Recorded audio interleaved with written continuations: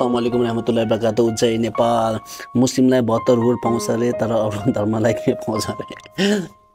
कहीँ पनि लेखेको छैन, न कुरानमा हैन 72 हुर भनेर हैन, कहीँ पनि छैन, कहीँ पनि।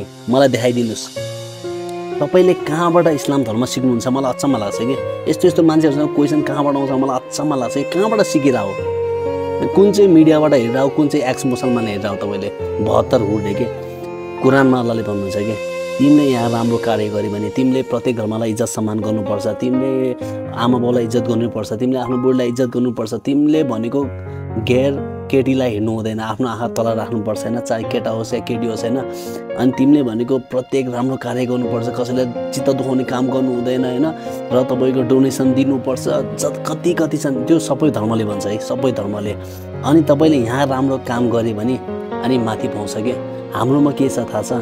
यहाँ तपाईले राम्रो काम कार्य गर्नुहुन्छ भने माथि तपाईलाई हैन 72 हुर सुरको केही छैन।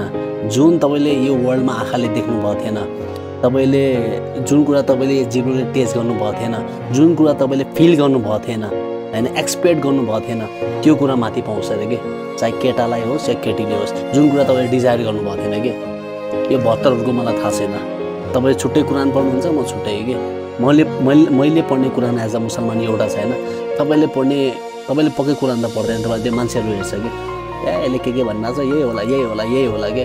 त्यही भएर मान्छेलाई हेर्नु हुँदैन, धर्म गलत हुँदैन, मान्छे गलत हुन्छ। प्रत्येक धर्मलाई इज्जत र सम्मान हामीले गर्नुपर्छ।